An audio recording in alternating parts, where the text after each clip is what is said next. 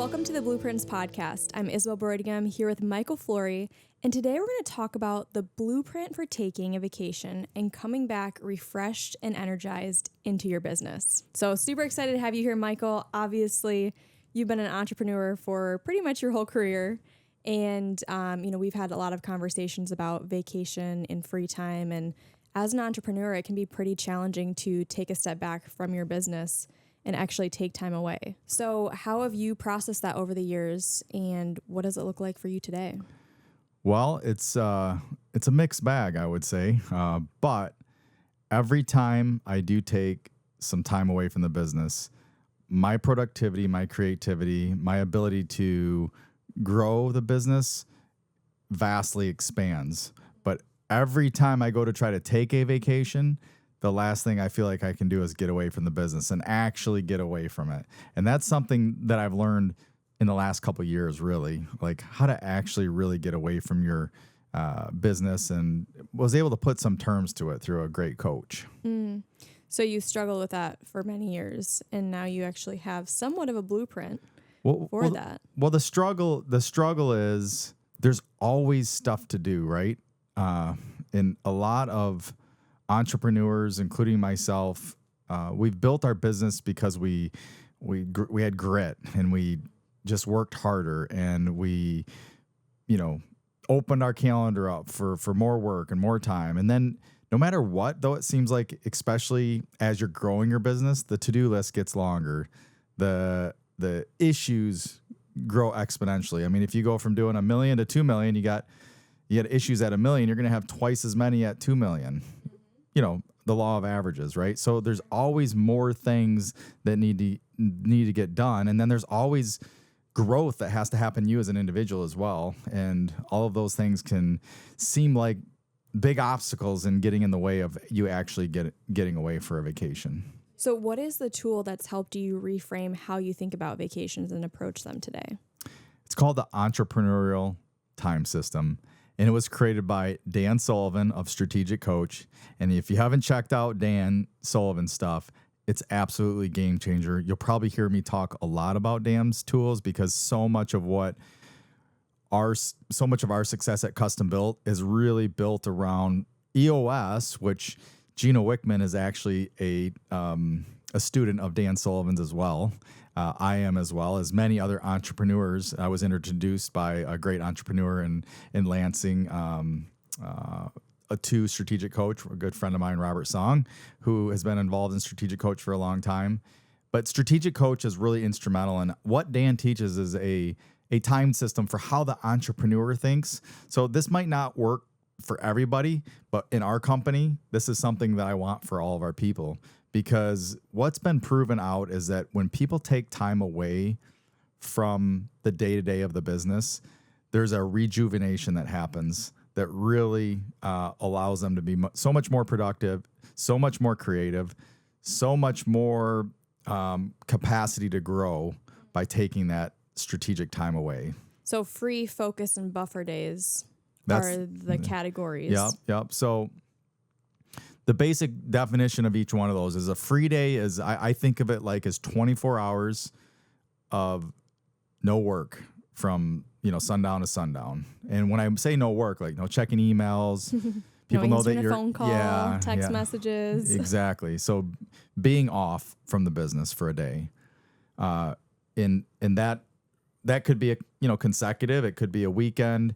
If you just did the weekends, that's 52 times 2 is 104 free days a year. So if you just took your weekends, you're already taking 104 days. But a lot of what I found as I started looking at this is I was still doing work on those free days. I really wasn't totally checking out of the day-to-day of the business.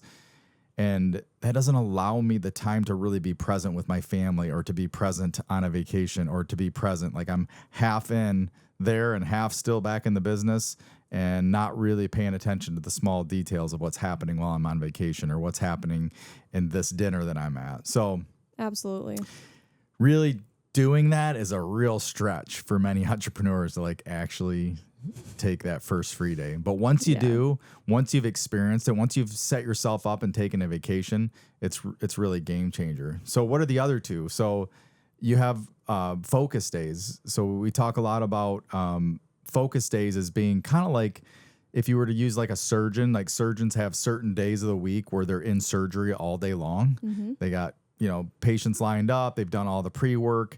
All of that work is done, and then they're in surgery one after another after another. And somebody is taking their phone calls because they're in the middle of surgery. They can't stop and check an email. They're not Instagramming. They're not, they're in surgery, man. And that's, for an entrepreneur, that's really hard to set up.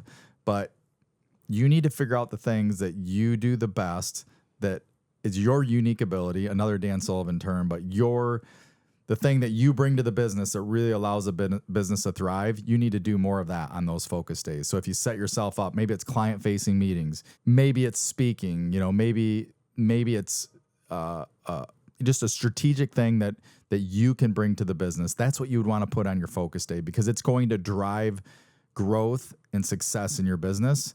And then the last day is what we call a buffer day. And the buffer day is a day that's all about getting ready for both free and focus days. So on a buffer day, you would be preparing, getting things ready, having your team get things ready, or you getting things ready so that you can be on vacation, so that you can take time off. So like one of the things that I've embraced is I hired an executive assistant to help manage my emails, manage my calendar, take over some of those items so that while I'm off, things that have to get responded to can still get responded to. But she can also, keep things moving forward in the business while I'm on a free day. Right. And then on buffer days, you can prepare for your free and focus days. Yeah. Yep. Yeah. So, calendar work, setting things up, dealing with emails, dealing with those items that you're going to not do on a free day, that you're not going to do on a focus day, because you're in, like for me, focus day for me would be spending time face to face with the leaders in our company, also the sales team, because I oversee the sales team. So the key leaders, key salespeople, getting out and in homes, spending time coaching and being with my team and helping move deals forward, solving problems and working on higher level issues. Not actually out swinging the hammer every day anymore. Yeah. I could still do that. I would some days like to do that, and that could be productive for, an afternoon or something if I wanted. But maybe not the thing that I should be doing on a focus day, because we have people in the company that are skilled at a higher level than me at this point of maybe swinging the hammer or building the deck. Yeah. And I think, for me, as I've watched you over the years, this is a tool that I'm actually working on implementing right now, is free focus and buffer days, because it's a simplifier. And so when I think of entrepreneurs, a lot of times entrepreneurs are visionary minded, right? So you, for instance, ideas, like you're a multiplier where you take concepts and you're like, how can I take this thing and make it more valuable? And you create things around it. And so I think this tool, as I look at it, is such a powerful tool because it's a simplifier in your life. It's not complex. It's really simple. There's 3 things. We can all remember 3 things: free, focus, buffer. And it's just 3 simple buckets to put your days into and really plan out your week, your months, your quarter even, and decide, how many free days do I want? How many focus, how many buffer days do I want? Yeah.